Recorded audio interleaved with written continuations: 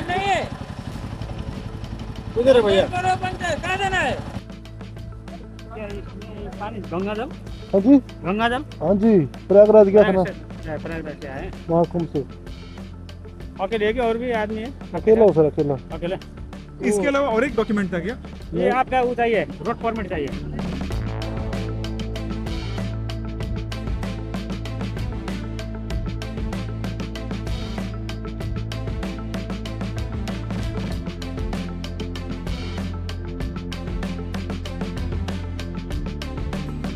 तो welcome back साथियों, दोबारा से स्वागत है आपका मेरे इस यूट्यूब चैनल में।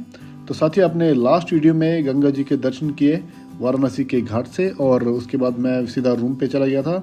और रूम पे जाने के बाद भाई सामान पैक करने के बाद अभी निकल रहा हूँ भाई अगले सफ़र के लिए। तो साथियों, आप देख सकते हैं अभी मैं निकल रहा हूँ वाराणसी से भाई। और वाराणसी की ये जो छोटी छोटी गलियाँ हैं इनको क्रॉस करना थोड़ा मुश्किल हो रहा है इस बड़ी बाइक के साथ। और अगला जो डेस्टिनेशन है भाई अभी कंफर्म नहीं है कहाँ पे जाना है।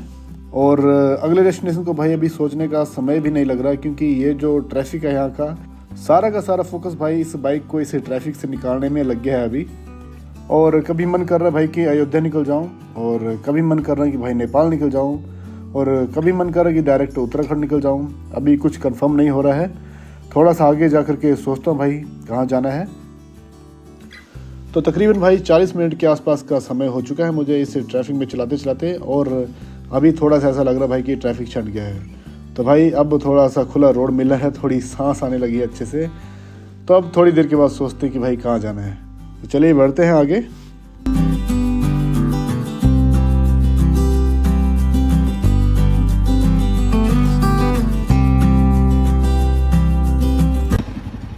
तो साथियों, अभी मैं निकल आया हूँ वाराणसी से, और भाई बीच में बहुत ज़्यादा ट्रैफिक था इसलिए शूट नहीं कर पाया।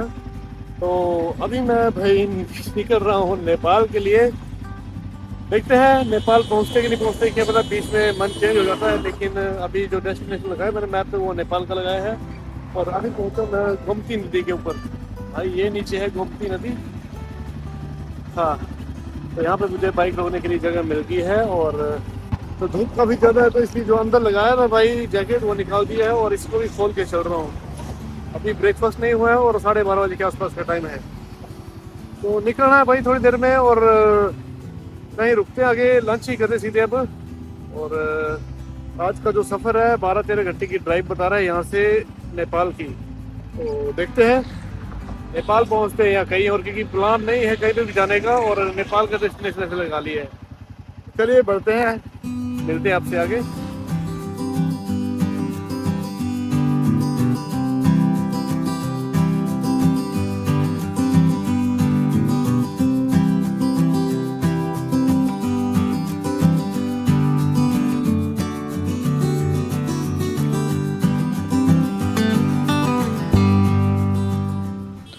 तो साथियों, अभी हम जो बढ़ रहे हैं गोरखपुर की तरफ बढ़ रहे हैं, और जो गोरखपुर है यहाँ से भाई 77 किलोमीटर दूर बता रहा है भाई।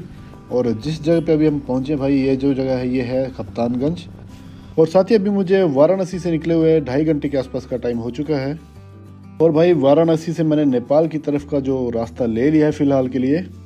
और साथ ही जैसे कि आपने देखा होगा वीडियो में कि कभी कभी जो है बिल्कुल हाईवे आ जा रहा है, और कभी कभी जो है एकदम से भाई बिल्कुल गांव वाला इलाका जा रहा है, जिसकी वजह से भाई जो नेपाल का अराइविंग टाइम दिखा रहा मैप पे है उस पर थोड़ी सी दिक्कत हो रही है कि एक्चुअल में उस टाइम पे पहुंच जाऊंगा या उससे भी लेट हो जाऊंगा।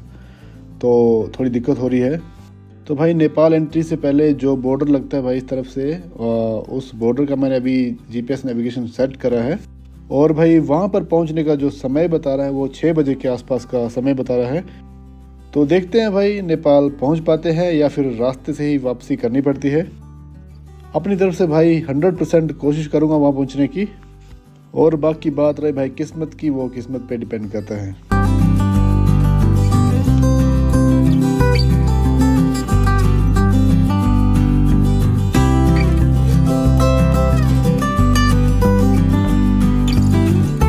तो साथियों, ये आ गया है सिकरीगंज बेलघाट लोहरिया शंकरपुर बघाड़ मार्ग पर स्थित घाघरा नदी पर कमहरिया घाट सेतु।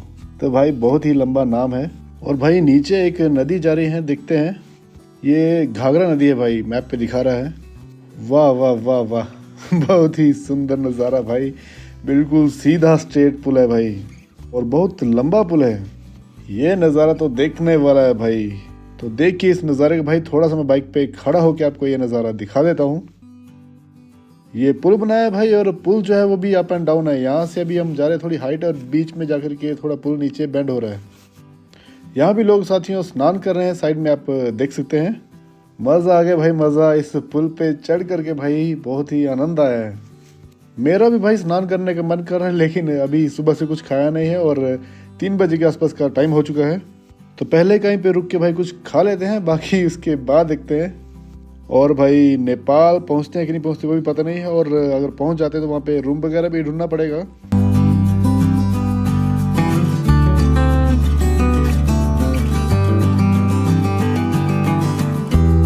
तो भाई पीछे रह गई है घाघरा नदी और काफ़ी बड़ी है भाई ये घाघरा नदी। और ये जो रोड है भाई बिल्कुल कच्चा रोड है, लेकिन भाई ये जो कच्चा रोड है ये हमको लेके जा रहा है भाई उस सामने हाईवे की तरफ। तो भाई आगे एक बहुत ही इंटरेस्टिंग चीज़ दिखाई दे रही है मुझे। वो जो सामने भाई ये रास्ता हाईवे पे मिल रहा है, वहाँ पे काफ़ी खड़ी चढ़ाई है। वैसे मेरे लिए इस बाइक में भाई कोई दिक्कत नहीं है।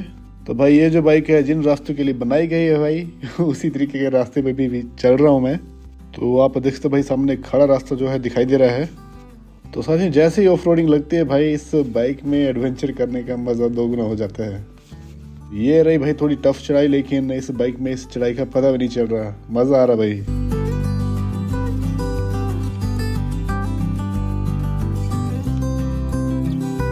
तो ये लीजिए साथी, अभी हम मर्ज हो चुके हैं इस हाईवे में। और ये जो राइट साइड में सारे ट्रक दिख रहे हैं भाई, ये वेट कर रहे हैं कि हमारी बारी कब आएगी।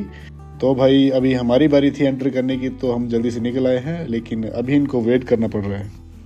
तो जिस हाईवे पे भाई अभी हम ज्वाइन हुए हैं, ये है गोरखपुर पूर्वांचल लिंक एक्सप्रेसवे।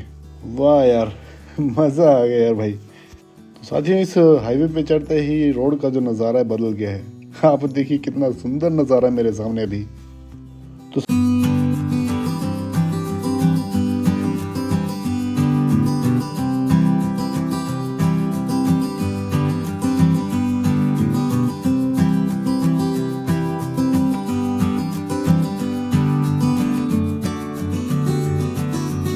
साथियों 225 किलोमीटर के आसपास का सफ़र अभी तय कर चुका मैं नॉन स्टॉप।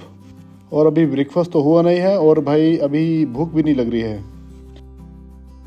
तो भाई अभी मेरे को मीटर में शो कर रहा है कि 80 किलोमीटर तक जो है फ्यूल रेंज है और उसके बाद पेट्रोल भरवाना पड़ेगा। और साथियों यहाँ से जो सनौली है वो 70-75 किलोमीटर के आसपास दिखा रहा है। मतलब इसी पेट्रोल के साथ भाई जो नेपाल का बॉर्डर है वहाँ तक पहुँच ही जाऊँगा मैं। और साथियों मुझे यहीं से ही 2-4 राइडर अभी मिल गए हैं जो कि नेपाल के लिए जा रहे हैं। तो साथ ही अभी मुझे 2 राइडर मिले हैं जो कि पीछे आ रहे हैं मेरे, और वो कर्नाटका से आ रहे हैं भाई। और एक राइडर सामने दिखाई दे रहा है भाई, शायद वो भी कर्नाटका से ही हो, क्योंकि मुझे लगता है कि एक ही ग्रुप है ये। जी हाँ साथियों, ये भी कर्नाटका से है राइडर, इसकी गाड़ी का नंबर भी कर्नाटका का ही है। तो साथियों जब हम किसी डेस्टिनेशन की तरफ जा रहे हैं और कोई राइडर हमको उस रास्ते के लिए मिलता है तो भाई मज़ा आ जाता है, क्योंकि ऐसा लगता है भाई हम अकेले ही नहीं हैं और भी भाई इस चीज़ के लिए आगे बढ़ रहे हैं। और अच्छा लगता है, कंपनी हो जाती है। और भाई इनको देख करके मुझे भी खुशी हुई है, मज़ा आ गया। तो अभी साथियों 70 किलोमीटर के आसपास की दूरी बची है, जब फिर नेपाल बॉर्डर बिल्कुल मेरे सामने होगा। और भाई मैप में मुझे ये जो एरिया है 2 घंटे दूर दिखा रहा है, लेकिन मैं कोशिश करूँगा भाई कि थोड़ा जल्दी इसको टच कर लूँ, क्योंकि आगे भी टाइम लग सकता है फिर। तो साथियों अभी ब्रेकफास्ट तो किया नहीं है और लंच भी मिस हो गया है मुझे लगता है, क्योंकि अभी शाम होने वाली है और अभी भी कुछ नहीं खाया है।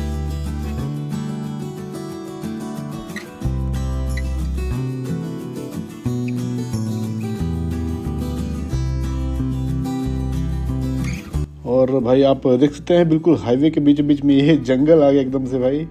और इस जंगल में भाई बहुत से बंदर मुझे दिखाई दे रहे हैं और बहुत अच्छा लग रहा है ये जंगल, और ये थोड़ा अलग ही दिखाई दे रहा है। और यहाँ राइड करके भाई थोड़ा अलग फील हो रहा है, मज़ा आ रहा है।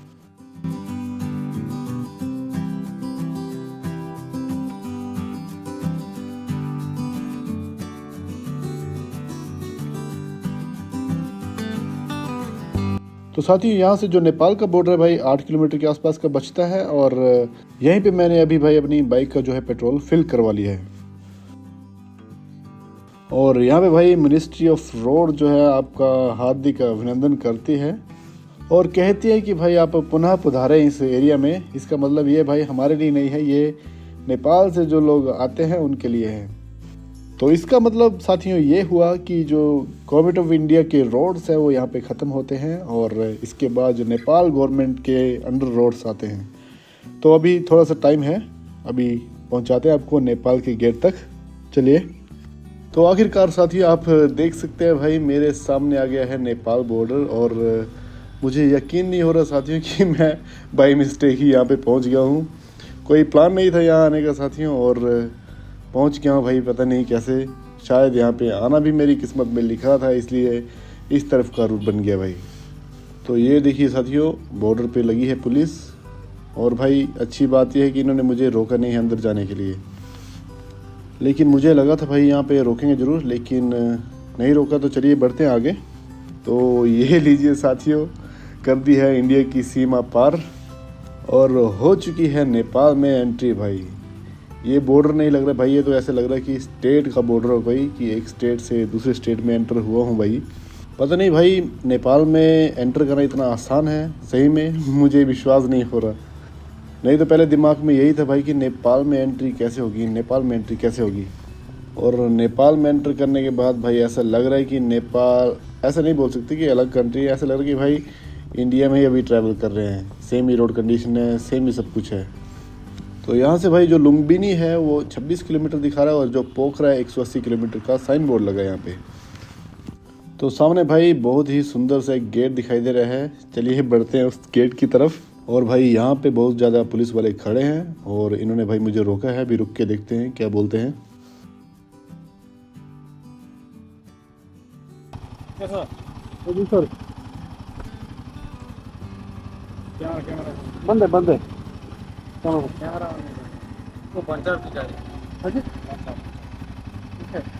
पहचान पत्र है ना, पहचान पत्र नहीं आपका वो उधर आने का वो होता है ना, कस्टम पेपर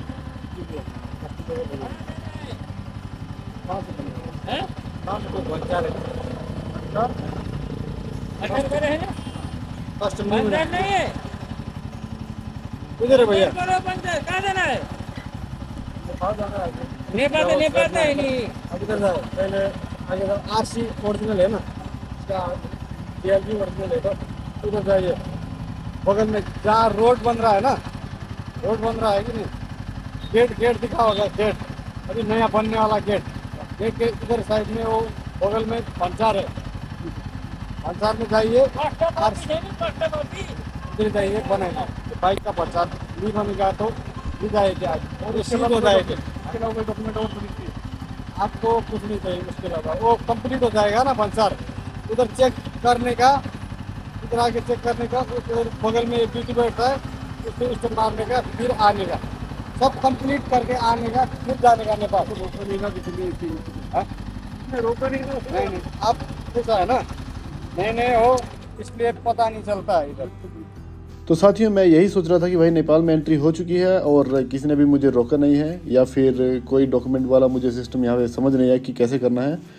तो भाई ये जो पुलिस वाले भाई हैं इन्होंने यहाँ पे रोक करके मुझे डॉक्यूमेंट के लिए कहा, लेकिन मेरे पास डॉक्यूमेंट नहीं थे। तो उन्होंने मुझे फिर डायरेक्शन दी भाई कि कैसे करना है। तो अभी मैं वापस जा रहा हूँ भाई, क्योंकि भाई मैंने इस गाड़ी के जो कस्टम पेपर्स हैं वो नहीं बनवाए हैं और वो कस्टम पेपर बनाने के लिए मुझे बंसार करके एक एरिया बताया है, वहाँ पर जाना है। और इस पूरे प्रोसेस के लिए भाई जो भी पैसा चाहिए वो सब नेपाली रुपीस चाहिए यहाँ पे। तो भाई मेरे पास इंडिया का कैश नहीं है, इसलिए मैं वापस इंडिया आया था जो ATM से पैसे निकलवाने के लिए, और अभी वापस से पैसे निकलवाने के बाद जा रहा हूँ नेपाल के अंदर। तो भाई पहले मुझे पता नहीं था कि कैसे क्या करना, लेकिन अभी मैं सब कुछ पता करके आया हूँ। तो ये जो नेपाल वाला गेट हम एंटर करते भाई थोड़ा लेफ्ट साइड में ही एक ऑफिस है छोटा सा। उस ऑफिस में जा करके भाई अपनी गाड़ी के पेपर्स बनवाने पड़ेंगे पहले, लेकिन उससे पहले भाई हमको सबसे पहले अपना जो कैश है उसको कन्वर्ट कराना पड़ेगा नेपाली करेंसी में।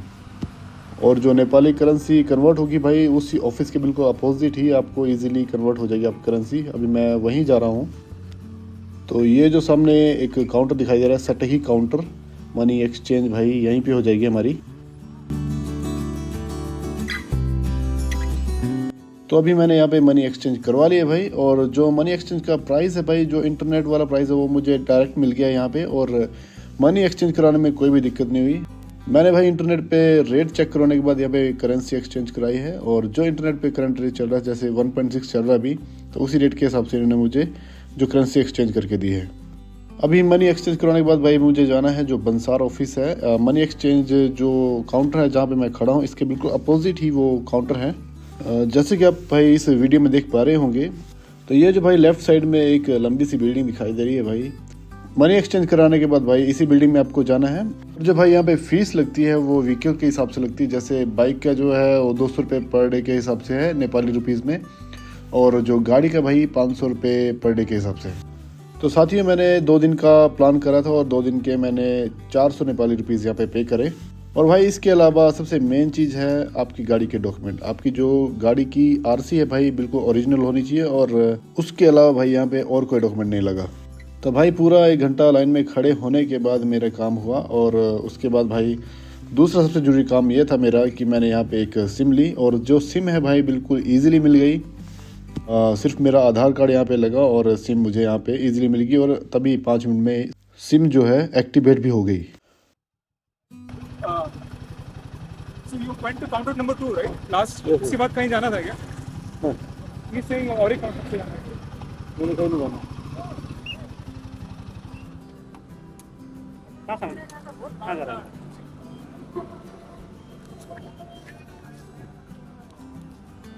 कहाँ जा रहा है? कहाँ जा रहा है? हाँ? काठमांडू नहीं जा रहा मैं, काठमांडू? कौशी। बैग में जाने? पीछे?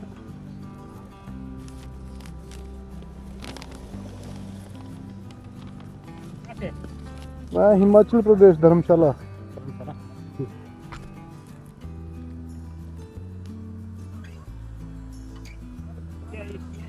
गंगा जल?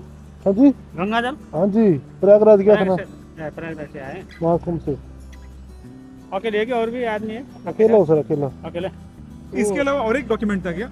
ये आपका वो चाहिए, रोड परमिट चाहिए। हाँ। रोड पर उन्होंने परमिट तो इतना ही दिया था। नहीं बना के जाना है आपको, रास्ते में दिक्कत हो जाएगा। अच्छा, बाइक के लिए दिक्कत नहीं ना? बाइक के लिए नहीं दिक्कत, गाड़ी के लिए चाहिए।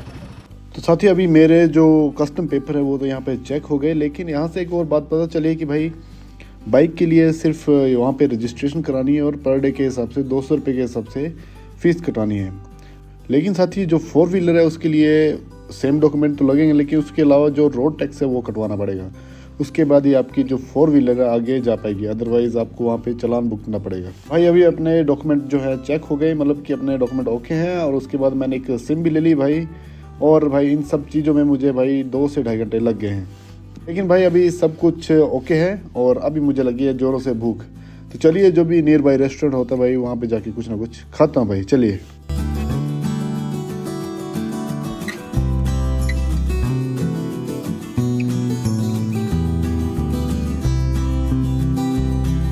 तो साथियों बहुत ढूंढने के बाद मुझे इस एक स्क्वायर पे ही एक रेस्टोरेंट मिल गया, और बहुत कुछ चेक करने के बाद भाई लास्ट में मुझे चाउमीन ही दिखा जो मैं यहाँ पे ऑर्डर कर सकता हूँ। तो यहाँ पे चाउमीन खाया भाई मैंने, और चाउमीन बहुत अच्छा बनाया था, और उसके साथ एक लस्सी भी। तो भाई अभी पेट भर चुका है, तो अभी बढ़ते हैं भाई अगले सफ़र की ओर, क्योंकि आगे का सफ़र जो है काफ़ी लंबा है। तो भाई अभी खाना वगैरह हो गया, अभी पेट जो है पूरा भर गया है, और अभी आगे बढ़ रहा हूँ। लेकिन आपको एक बात बताना चाहूँगा भाई, जो सिम कार्ड मैंने यहाँ पे लिया भाई वो मुझे 640 नेपाली रुपीज़ के हिसाब से पड़ा है, और भाई जो सिम है वो 4G सिम है। यहाँ पे भाई अभी 4G नेटवर्क ही चल रहा है, और जो अभी प्लान लिया भाई मैंने वो 640 रुपये में 1 हफ्ता अनलिमिटेड इंटरनेट के साथ लिया है। तो भाई यहाँ पे आकर के अपनी आदत बदलनी पड़ेगी, जिसको 5G की आदत पड़ी उसको 4G की आदत डालनी पड़ेगी। तो भाई नेपाल में एंट्री करने के बाद आपको सबसे पहले सिम कार्ड ही लेना है, क्योंकि नेपाल में एंट्री करने के बाद भाई ये जो सिम कार्ड है हमारे फ़ोन के वो बंद हो जाते हैं थोड़ी देर के बाद, और उसके बाद भाई आपको बहुत ज़्यादा दिक्कत होती है। तो सबसे पहले सिम कार्ड ले लें, क्योंकि आपको सिम कार्ड का जो यूज़ है आगे नेविगेशन में भी आएगा, और बाकी घर में फ़ोन वगैरह करने की तो आपको ज़रूरत पड़ेगी ही पड़ेगी। और 4G नेटवर्क जो है भाई ठीक है, यहाँ पे वीडियो कॉल वगैरह ईजिली हो जा रही है, मैंने भी चेक करा है। तो भाई अभी मुझे यहाँ से पोखर की तरफ बढ़ना है, और आधे रास्ते से ही फिर भाई किसी और जगह के लिए जाना है, वो आपको आगे बताऊँगा कहाँ पर जाना है। और भाई एक बात और बता दूं कि जैसे ही आप नेपाल में एंटर होते हैं तो वैसे ही आपका जो टाइम जोन है वो चेंज हो जाता है। जो नेपाल का टाइम जोन है भाई इंडिया के टाइम जोन से 15 मिनट आगे है। भाई अभी जो इंडिया के टाइम के हिसाब से 8:02 हो रहे हैं और नेपाल के टाइम के हिसाब से भाई 8:17 हो रहे हैं। और भाई जो अभी यहाँ का टेम्परेचर है वो 24 डिग्री के आसपास दिखा रहा है और जो महाकुंभ वाले इलाके में भाई टेम्परेचर था वो 32-33 डिग्री के आसपास था। और जिस हाईवे पे भाई अभी मैं जा रहा हूँ वो है H10 हाईवे। तो साथियों आज का जो दिन है काफ़ी लंबा दिन गया है। अर्ली मॉर्निंग उठ करके भाई मैं वाराणसी में था और वाराणसी में थोड़ा टाइम स्पेंड करने के बाद भाई 12:15 बजे के आसपास वहाँ से मैं निकला हूँ। और उसके बाद भाई ना तो फिर खाने का टाइम लगा और ना तो पीने का टाइम लगा और उसके अलावा भाई बीच में मैं रुका भी नहीं हूँ। और भाई जैसे ही नेपाल में एंट्री हुई उसके बाद भाई 2.5 घंटे जो है मेरे बर्बाद हो गए बाकी कस्टम पेपर वगैरह बनाने में। और उसके बाद फिर थोड़ा सा समय मिला जिसमें कि भाई मैंने खाना खाया और थोड़ी सी रेस्ट भी करी और उसके बाद फिर आगे के लिए बढ़ने लग पड़ा। साथियों जो नेपाल बॉर्डर के बाद बुटवाल तक का रास्ता है वो तो काफ़ी अच्छा रास्ता है, लेकिन उसके बाद भाई पहाड़ी रास्ता स्टार्ट हो जाता है और भाई उस पहाड़ी रास्ते को पार करने में जो है अपनी बाइक की जो है स्पीड काफ़ी कम हो गई और भाई करीब रात के 11 बजे मैं भाई वलिंग करके एक एरिया आता है वहाँ पे पहुँचा। लेकिन जो रात है काफ़ी ज़्यादा हो गई थी भाई, तो मुझे वहाँ पे कोई भी होम स्टे या फिर होटल रूम कुछ भी नहीं मिला। तो भाई एक खुला सा ग्राउंड देख करके मैंने वहीं पे टेंट लगा लिया और आज की रात मैंने वहीं पे काटी। तो साथियों कैसा लगा आपको ये व्लॉग कमेंट में ज़रूर बताएं और वीडियो को लाइक करना ना भूलें। और भाई अगर आपने चैनल सब्सक्राइब नहीं करा है तो चैनल को सब्सक्राइब जरूर करें और साथ ही बने रहें इस चैनल में, क्योंकि जिस एडवेंचर के लिए मैंने नेपाल एंटर करा है भाई वो एडवेंचर आपको नेक्स्ट व्लॉग में देखने को मिल जाएगा। तो चलिए मिलते हैं आपसे नेक्स्ट वीडियो में, तब तक के लिए बाय बाय।